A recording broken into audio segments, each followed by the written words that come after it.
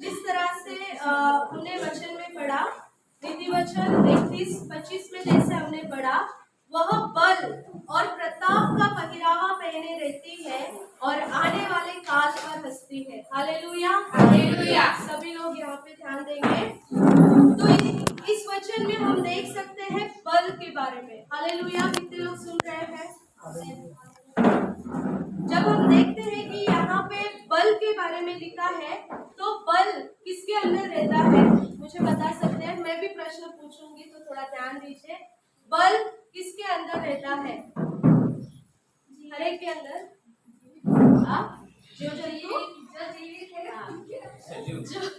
जो जीवित है, मतलब हर एक के अंदर वो बल रहता है। लेकिन मैं उस बल की बात नहीं कर रही हूँ जो शारीरिक है। वो शारीरिक बल तो परमेश्वर हमें देता है, लेकिन शारीरिक नहीं, लेकिन वरन आत्मिक बल की बात मैं कर रही हूँ। यहाँ पे मैं आध्यात्मिक के लिए बात कर रही हूँ।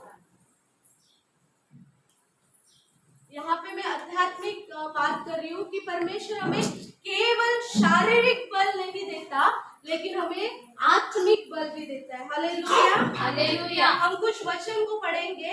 यशाया की किताब 40वां अध्याय 31 वचन। यशाया की किताब 40वां अध्याय 31 वचन। 31। यस। परंतु जो यहोवा की बाट जोते हैं वे नया बल प्राप्त करते जाएंगे। वे इबाबों के समान उड़ेंगे, वे दौड़ेंगे और श्रमित न होंगे, चलेंगे और थकित न होंगे। Hallelujah, hallelujah. परंतु जो यहोवा की बाट जोता है, बल किसको प्राप्त होता है?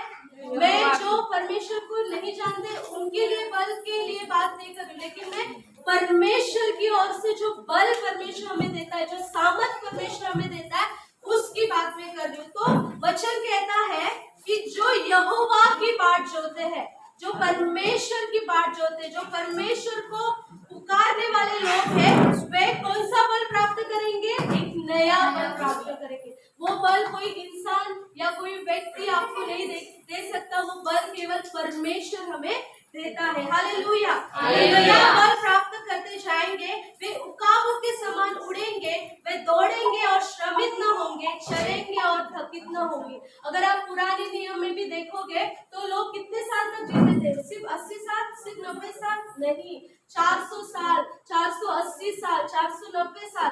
क्यों? क्योंकि परमेश्वर उनके साथ साथ चलता था। और आज हम कितने साल तक देखते हैं लोग ज्यादा से ज्यादा जीते हैं? केवल 40, 50, 60 और उससे ज्यादा बहुत कम लोग हैं। Hallelujah, hallelujah. परमेश्वर जिसके साथ है, परमेश्वर हर दिन एक नया बल हर एक को देने वाला परमेश्वर है। Hallelujah, hallelujah. अगर नीति वचन में हम लोग आगे पढ़ेंगे तो वहाँ पे क्या लिखा है? वह बल और प्रताप का पहरावा पहने रहती है। किसका पहरावा? प्रताप का पहरावा। अगर आप इंग्लिश में पढ़ेंगे तो वहाँ पे क्या लिखा है? क्लोथ लिखा है। पहरावा मतलब क्लोथ, मतलब पहनना। हालेलुया। तो यहाँ पे प्रताप का वस्त्र मतलब क्या है? एक नारी के लिए, एक स्त्री के लिए एक प्रताप मतलब क्या है? एक चरित्र और सम्मान को दर्शाता है। किस चीज को दर्शाता है? चरित्र और सम्मान को दर्शाता है। उसका पहरावा वो पहनती है। तो उसके लिए भी हम वचन को पढ़ेंगे। पहला पत्रस 3 अध्याय 4 वचन। पहला पत्रस 3 अध्याय 4 वचन।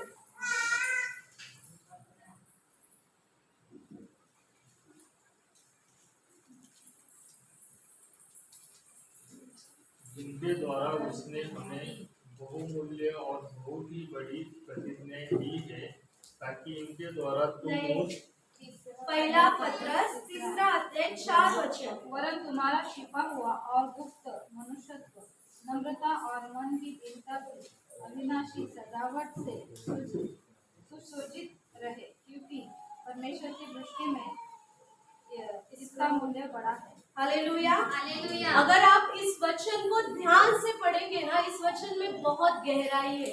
क्या लिखा है इस वचन में? वरन तुम्हारा छिपा हुआ और गुप्त मनुष्यत्व, नम्रता और मन की दीनता कि अविनाशी सजावट से सुसज्जित रहे, क्योंकि परमेश्वर की दृष्टि में इसका मूल्य बहुत बड़ा है। हालेलुया। परमेश्वर किन लोगों के लिए परमेश्वर बात कर रहा है? जो नम्र है। केवल ऐसा कोई दिखाने के लिए कि मैं नम्र हूँ, सिर्फ ऐसा झुकना, इसको नम्रता नहीं कहते। ठीक है, हम ऐसे झुक के चलते हैं, इसको नम्रता नहीं कहते। नम्रता हमारे अंदर है, रहती है। जब कब बाहर आती है? जब हम परमेश्वर के मार्गों पे चलते हैं, जब हम परमेश्वर के वचन का पालन करते हैं, तो वो नम्रता हमारे अंदर से क्या होती है? दिखाई देती है। और हमारे अंदर का जो चरित्र है वो हमारे नम्रता के स्वभाव के द्वारा दिखाई देता है। हालेलुया। हालेलुया। समझ पा रहे हो मैं क्या बोल रही हूँ? तो हमारे बाइबल में एक ऐसी व्यक्ति है जिसको परमेश्वर ने उस महान कार्य के लिए चुना। क्यों? क्योंकि उसका चरित्र, और वो एक सम्मानित स्त्री करके उसने अपना जीवन जिया। वो नहीं जानती थी, कोई भी नहीं जानता कि हमारे भविष्य में क्या होने वाला है। वो भी नहीं जानती थी कि परमेश्वर के लिए मैं इतने बड़े कार्य के लिए इस्तेमाल होंगी। हम देखेंगे मरियम के बारे में। मरियम एक ऐसी स्त्री थी जो एक सम्मानित थी और उसका स्वभाव एकदम नम्र था। उसके पास स्वर्गदूत आया और उसको कहा कि कौन तुम्हारे पेट में जन्म लेगा? पवित्र आत्मा के द्वारा यीशु मसीह। ये एक साधारण बात नहीं है कि एक स्त्री के पेट में उस व्यक्ति का, उस महान परमेश्वर के पुत्र का जन्म होना और उसके द्वारा यीशु मसीह उद्धारकर्ता के रूप में हमारे बीच में आना और हमारे पापों को परमेश्वर उठाता है। हालेलुया। हालेलुया। ये मरियम एक स्त्री थी जो नम्रता के साथ वो जीती थी, और वो उसने अपने जीवन में एक प्रताप का वस्त्र उसने क्या किया था? पहना हुआ था। इसलिए परमेश्वर ने उसको क्या किया?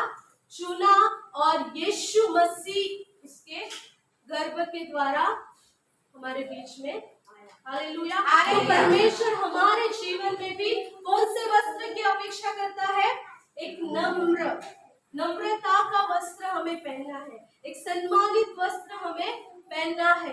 हम परमेश्वर को आदर देना चाहिए, इस वस्त्र को हमें पहनना है। केवल स्त्री के लिए परमेश्वर, केवल सिस्टर के लिए परमेश्वर बात नहीं कर रहा है, लेकिन परमेश्वर ब्रदर्स के लिए भी बात कर रहा है कि हमें कैसा जीवन परमेश्वर की उपस्थिति में। आज विमेंस डे करके मैं बात कर रही हूँ, लेकिन परमेश्वर किसी का पक्षपात नहीं करता। परमेश्वर हर एक के लिए समान बात करता है। हालेलुया। हालेलुया। हम देखेंगे रोम की किताब 8वां अध्याय 28 वचन को हम पढ़ेंगे।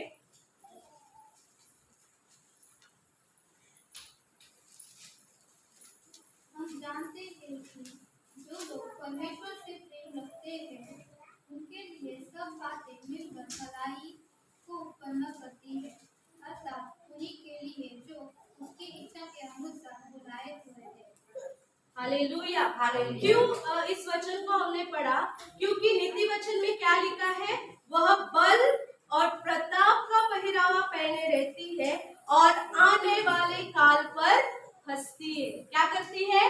स्त्री क्या करती है? आने वाले काल पर हंसती है। तो जिस तरह से रोमियो उसका 8वां अध्याय 28 वचन में हमने देखा कि हम जानते हैं कि जो लोग परमेश्वर से प्रेम रखते हैं, यहाँ पे कितने लोग ऐसे जो परमेश्वर से प्रेम रखते हैं? हालेलुया। हालेलुया। तो चिंता आती तो आप डर जाते हैं, भय होता है, आने वाली चिंता, आने वाले समय के लिए आप डरते हो। अगर समझो यहाँ पे कोई आया बंदूक लेके और बोला जो कोई यीशु मसीह पे विश्वास करता है वो लोग तुमको मारा दिया जाएगा, कितने लोग भागेंगे यहाँ से? हालेलुया। हम अभी बोलते हैं नहीं भागेंगे, लेकिन जब वो परिस्थिति आती है प्रैक्टिकल में, तब कितने लोग प्रभु से प्रेम करते हैं और कितने नहीं। तब अभी तो हम इजीली हाथ ऊपर उठा रहे हैं। हालेलुया। हालेलुया।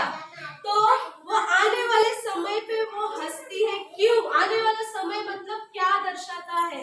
भविष्य की बातों को दर्शाता है। Hallelujah hallelujah. जो यीशु मसीह पर भरोसा करता है, जो यीशु मसीह के ऊपर विश्वास करता है, उसे भय नहीं होता कि आगे जाके मेरा क्या होगा, मेरे बच्चों का क्या होगा, मेरे पति का क्या होगा, मैं बीमार गिरूंगी तो मेरे बच्चे को कौन देखेगा, मुझे खाना कौन खिलाएगा। वो आगे की कोई भी चिंता नहीं करती, क्योंकि उसका भरोसा किसके ऊपर रहता है?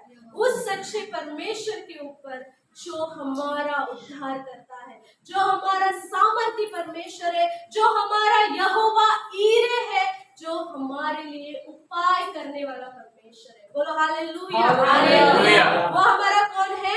उपाय करने वाला परमेश्वर है। जैसे अब्राहम के जीवन में जब उसको उसके बेटे को जब मोरे पर्वत पे लेके जा रहे थे, उस समय उसने बेटे को लेके गए थे और जो उसको बलि चढ़ाना था वो उसका बेटा था, और बेटा पूछ रहा है कि इस पे किसको वेदी पे चढ़ाने वाला है। तो उसने बोला वो यहोवा ईरे है और वो आप ही क्या करेगा? उपाय करेगा। हालेलुया। हालेलुया। एक ऐसी स्त्री जो परमेश्वर पर भरोसा करती है, वो यहोवा ईरे बोल के वो मेरा उपाय करेगा, इसलिए वो भविष्य में कुछ भी हो उसके जीवन में वो हंसती है भविष्य के ऊपर कि मुझे पता है कि मेरे साथ कौन खड़ा है। हमारा जो वचन अभी वचन भी क्या है? अगर परमेश्वर मेरी ओर है तो मेरा विरोधी कोई नहीं हो सकता। तो भविष्य में भी हमारे जीवन में हमें याद रखना है कि चाहे कोई भी संकट हो, कोई भी परिस्थिति हो, मेरे साथ कौन खड़ा है? हमारा एक टीम है, रेस्क्यू टीम।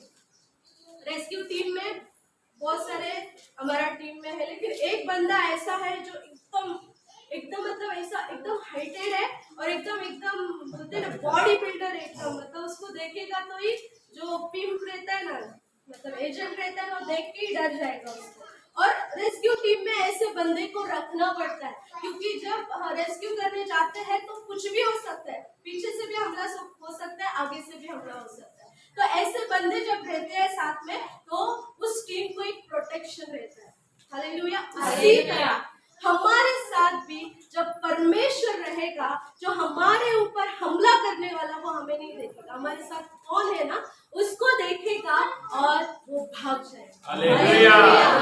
हालेलुया। इसलिए हमारा भरोसा यीशु मसीह के ऊपर होना है। इसलिए हमें भविष्य की बातों पे हंसना है, अगर दुख आएगा उसके ऊपर हंसना है, क्योंकि उसको दिखाना है कि मेरे साथ कौन है, मेरे साथ मेरा परमेश्वर है जो मेरे लिए उपाय करने वाला है। हालेलुया। हालेलुया।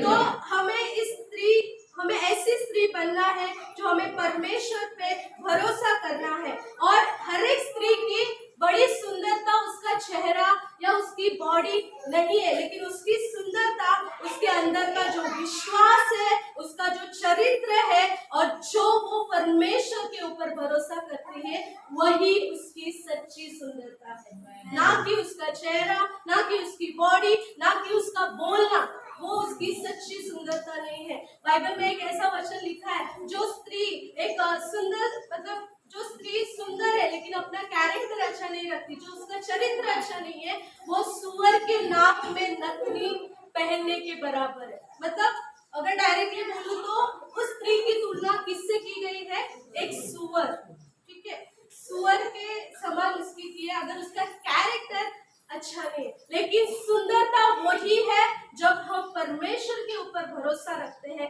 जब हम परमेश्वर की ओर देखते हैं और अपने चरित्र को उसके सामने सही रखते हैं। हालेलुया। हालेलुया।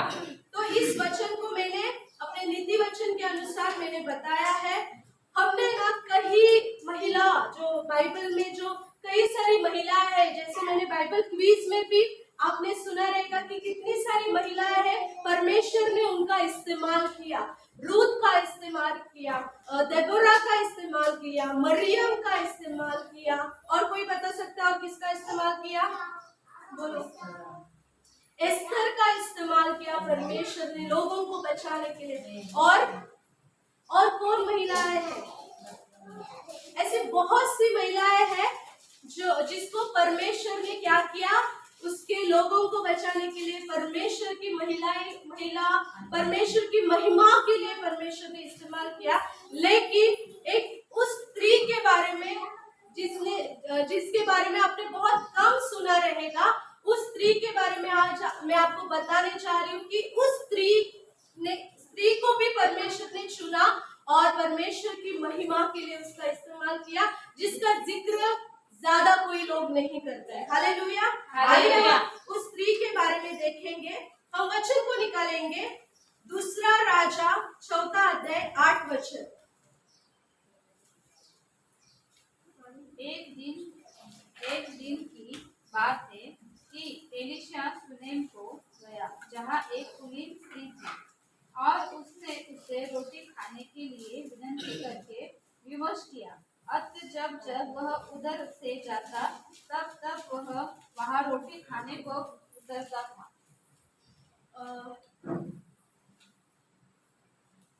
ठीक है, तो यहाँ पे क्या लिखा है? एक शुनेम वासी स्त्री। कभी सुना है इसका नाम? शुनेम वासी स्त्री। लेकिन हम ज्यादा इसका जिक्र नहीं करते। लेकिन आज मुझे परमेश्वर ने अगुवाई किया कि इस स्त्री के द्वारा परमेश्वर आप सभी से क्या करे? बातें करे। हालेलुया। हालेलुया। तो एक ऐसी स्त्री है, शुनेम वासी स्त्री है, जो बहुत धनी है। उसके घर में सब कुछ है, पैसा, अनाज, सब कुछ है। लेकिन एक चीज नहीं है उसके पास, और वो है बच्चा। लेकिन वो बहुत दूसरों का आदर करने वाली स्त्री है। तो जैसे उसके घर से एलिशा और उसका सेवक गेहजी, तो वो दोनों जैसे गुजरते हैं उसके घर से, तब वो उसको देखती है, एलिशा को। और एलिशा को देखने के बाद उसके मन में आता है, उसको देख के, कि ये कोई अलग व्यक्ति है, ये कोई परमेश्वर का दास लगता है। वो अपने पति से बोलती है, क्या हम इस दास का आदर करें? क्या हम उसे अपने घर पे बुलाएं और उन्हें खाना खिलाएं? इस तरह से वो अपने पति से बात करती है। तो उसका पति बोलता है कि अभी कितने सारे लोग यहाँ से गुजरेंगे, सारे लोग तुझे परमेश्वर के लोग दिखेंगे, और तू क्या सबको ही घर में लेगी क्या? हालेलुया। मुझे बताओ, आप रास्ते में चलते हो तो कितने लोगों को आप घर में लेके खाना खिलाते हो जो अनजान है, जिसको आप नहीं जानते। वो एलिशा को नहीं जानती थी, एलिशा के लिए वो एक अनजान थी। इसको शुनेम वासी स्त्री के लिए एलिशा अनजान था, लेकिन वो एलिशा को देखती थी कि ये परमेश्वर का भक्त दिखाई पड़ता है, ऐसा वो वचन में लिखा है। आप भी आपके रास्ते में चलने के समय आप भी किसी को ऐसा घर पे बुलाएंगे, अजनबी है, वो अजनबी है, और खाना खिलाएंगे।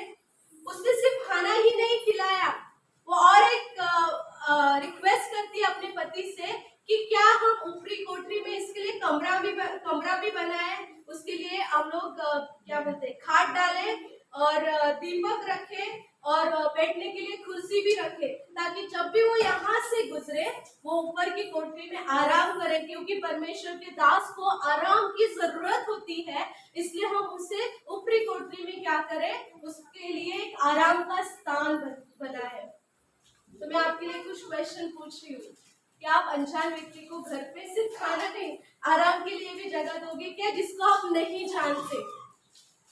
अगर प्रैक्टिकली देखा जाएगा तो हम, क्योंकि आज के डेट, उस समय पे उसने किया रहेगा, लेकिन आज के डेट में खुद के लोग अपने नहीं होते। सही बात है, क्योंकि जिस फील्ड में मैं काम कर रही हूँ ना, वहां पे खुद का बाप, खुद का चाचा, खुद का मामा अपनी बेटी को बेच देता है गलत कामों के लिए।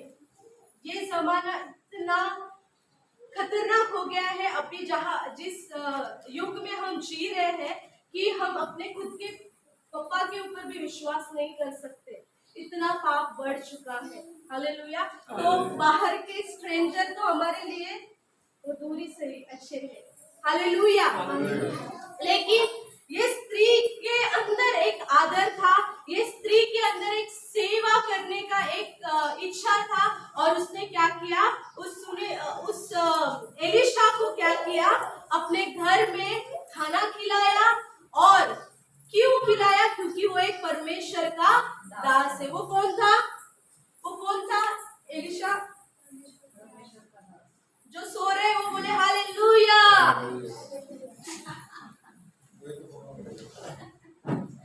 Hallelujah hallelujah. तो एलिशा कौन था? परमेश्वर का दास था। और जो शूनेमी स्त्री थी उसने परमेश्वर के दास का आदर किया।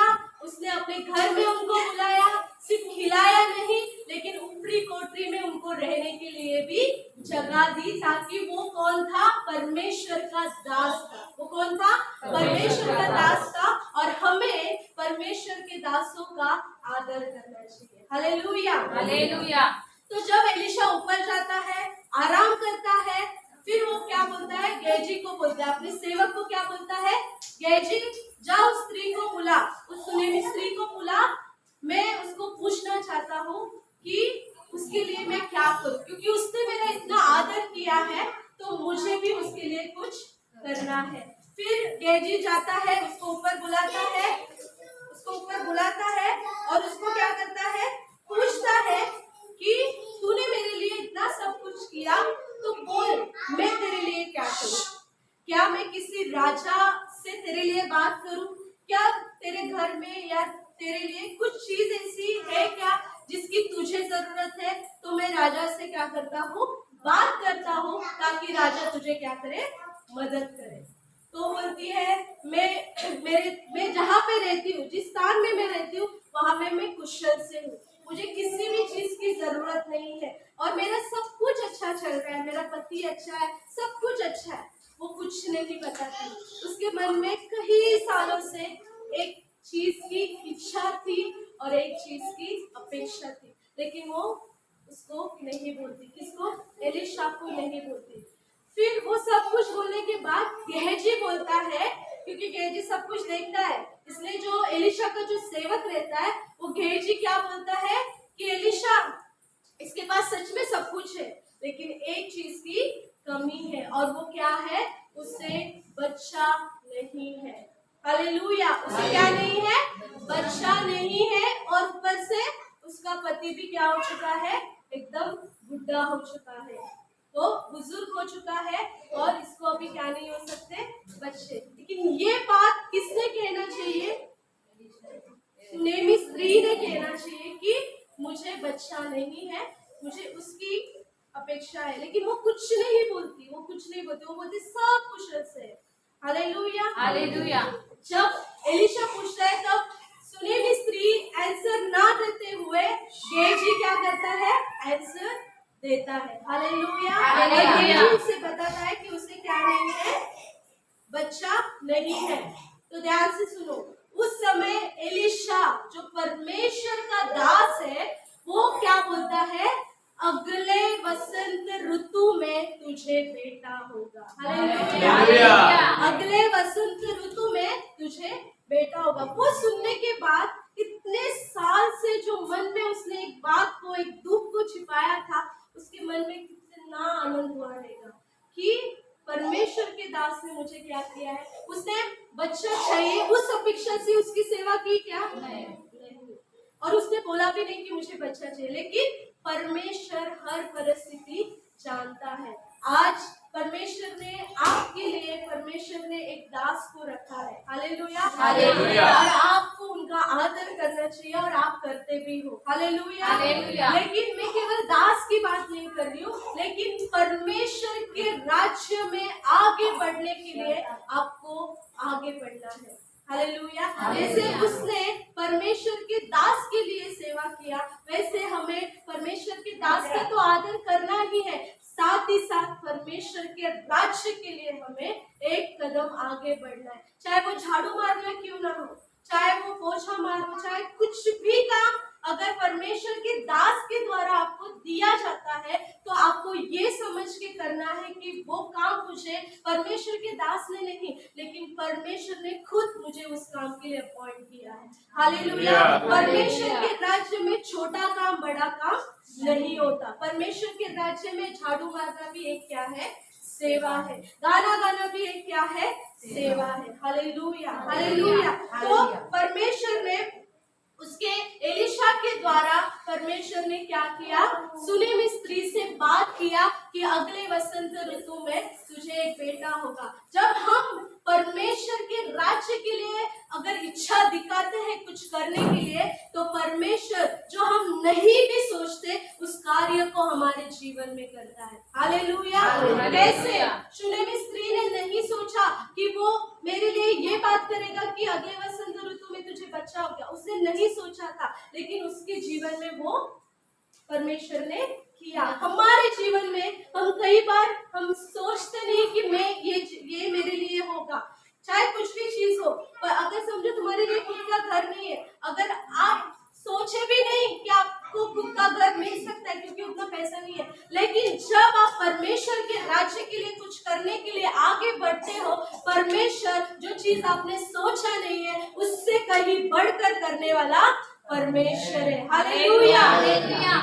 सुलेमान राजा ने क्या मांगा? सिर्फ बुद्धि मांगा कि मैं प्रजा को चलाऊं, सिर्फ बुद्धि मांगा। लेकिन परमेश्वर ने उसे क्या दिया? उसको बुद्धि के साथ जो उसने नहीं भी मांगा, वो धन महिमा सब कुछ परमेश्वर ने उसको दिया। तो एक बात ध्यान रखो प्रियो बहने और भाई, कि जब आप परमेश्वर के राज्य के लिए कुछ करने की इच्छा रखते हो, तो परमेश्वर आपके बुद्धि से भी बढ़कर आपने सोचा भी नहीं उस कार्य को आने वाले दिनों में आपके जीवन में करेगा। और ये मैं घोषणा करता हूं। हालेलुया। और ये सारी चीजें एक अनजान व्यक्ति, सुनेमी स्त्री के घर पे जाना, उसके लिए खाना खिलाना, उसके लिए रहना, ये सारी बातें क्यों हो रही थी? क्योंकि परमेश्वर ने पहले से ही उस सुनेमी स्त्री के लिए एक योजना बनाई। कोई अनजान व्यक्ति उसके घर जाए, उसको खाना खिलाए, ऐसे ही नहीं होता। तुम्हारे जीवन में भी परमेश्वर ऐसी कुछ चीजों को करता है, वो ऐसी ही नहीं होती। परमेश्वर की पहले से उसके लिए क्या रहती है? प्लान रहती है, योजना रहती है। इसलिए यिर्मयाह की किताब 29वां अध्याय 31 वचन में क्या लिखा है? जो कल्पनाएं मैं तुम्हारे विषय करता हूँ उससे मैं जानता हूँ, वो हानि की नहीं लेकिन कुशल की है, और अंत में मैं तेरी आशा को क्या करूंगा? पूरी करूंगा। सुनेमी स्त्री के जीवन में ये सारी बातें इसलिए हो रही थी कि सुनेमी स्त्री के हृदय को कौन जान रहा था? परमेश्वर। आपके हृदय को कौन जान रहा है? परमेश्वर। और जांच भी रहा है। वो सिर्फ जानता नहीं लेकिन वो जांचता है। इतने सालों से सुनेमी स्त्री एक चीज के लिए बहुत तड़पती थी, और वो था बच्चा। हालेलुया। बोला भी नहीं तो भी परमेश्वर के दास के द्वारा परमेश्वर ने उसके जीवन में भविष्यवाणी भी किया कि अगले वसंत ऋतु में तुझे बच्चा होगा। आज तुम्हारे जीवन में तुमको लगता रहेगा कि परमेश्वर मुझे नहीं देख रहा है क्या? मेरे जीवन में हालातें क्यों नहीं बदल रही है? मेरे जीवन से ये फाइनेंशियल परिस्थिति क्यों नहीं हट रही है? मेरे जीवन में मैंने ये मांगा है, मुझे क्यों नहीं मिल रहा है? परमेश्वर योजना बना रहा है। शूनेमी स्त्री के जीवन में भी परमेश्वर ने योजना बनाई, इसलिए उसके दास को भेजा। आज तुम्हारे भी जीवन में, हर एक के जीवन में परमेश्वर योजना को बना रहा है, और वो आने वाले दिनों में वो पूरा करने जा रहा है। हालेलुया। बोलो कि आने वाले जीवन में जो भी योजना परमेश्वर मेरे लिए कर रहा है, उसे वो पूरा करेगा। और मैं अपने आंखों से उस योजना को पूरा करते हुए देखूंगी। मैं हालेलुया। तो इस तरह से सुनेमी स्त्री के जीवन में परमेश्वर ने उसकी योजना को पूरा किया, और अपने दास के द्वारा परमेश्वर ने जो उसको बोला था वसंत ऋतु में बच्चा होगा, सच में उससे लड़का ही हुआ। हालेलुया। इतनी खुश हो गई क्योंकि इतने साल वो एक ही चीज के लिए तड़पती थी, वो था बच्चा, और परमेश्वर ने उसे क्या दिया? बच्चा भी दिया। हालेलुया। जब बच्चा बड़ा होता है, थोड़ा बड़ा होता है, वो अपने पिता के साथ खेत में चला जाता है। पिता के साथ जब वो खेत में चला जाता है, ज्यादा धूप उसे लगती है, और धूप लगने के कारण उसे क्या आ जाता है? चक्कर आ जाता है, और चक्कर आके वो गिर जाता है। तब उसका पापा जो रहता है वो डर जाता है, और वो बोलता है, सेवक को बोलता है कि जल्दी इसको उठा और अपने माँ के पास लेके जा। वो सेवक वैसे ही उठाता है और माँ के पास लेके जाता है। जब वो माँ के पास लेके जाता है, माँ उससे गले से लगाती है। गले से लगाती है तो बच्चा धीरे धीरे धीरे धीरे क्या होने लगता है, ठंडा पड़ने लगता है। ठंडा पड़ने के बाद वो मर जाता है। इतने साल से बच्चा मिलने के बाद थोड़ा बड़ा हो गया, आनंद मनाया, लेकिन वो बच्चा मर गया। क्या होता है ऐसे परिस्थिति में? एक माँ की बोलते ना, एक दिल में क्या होता रहेगा? हालेलुया। क्या रोई रहेगी क्या वो? अभी इतना साल से बच्चा मिला और बाद में ऐसा हुआ, रोई रहेगी वो? हालेलुया। अभी ध्यान से सुनो, ठीक है? जब वो बच्चा मर जाता है, अभी ठंडा हो गया, कुछ मूवमेंट नहीं है, वो क्या करती है? वो डायरेक्ट उस बच्चे को उठाती है, ऊपरी कोठरी में जाती है, जहाँ पे एलीशा का खाट था, उस खाट में उसको क्या करती है? सुला देती है। उस खाट में उसको डाल देती है। तुरंत वो अपने पति को बताना चाहिए ना, उसने पति को कुछ नहीं बताती। पति को सिर्फ इतना बोलती है, झट मेरे लिए क्या कर, गदई और दे, क्योंकि मुझे एलिशा के पास जाना है। वो बोलता है अभी तो संडे नहीं है, मतलब वो टाइम का बात उसने बोला कि अभी तो ये नहीं है, संडे नहीं है, तो तू क्यों उसके पास जा रहे? तू दे, कुछ काम है, मुझे जाना है। तो वो तुरंत उसके लिए अरेंजमेंट करता है और वो एलिशा के घर जाने के लिए उसको वो गदई को देता है। और वो झट एलिशा के पास जाती है और फिर जैसे एलिशा देखता है दूर से ही कि वो सुनेमी स्त्री उसके पास आ रही है, एलिशा गेहजी को भेजता है और उसको बोलता है, अच्छा उसको पूछ सब कुशलता से है क्या, नहीं सब ठीक है ना, वो इतनी भागते हुए क्यों आ रही है, क्या हुआ, उसका पति तो ठीक है ना, उसका बेटा तो ठीक है ना।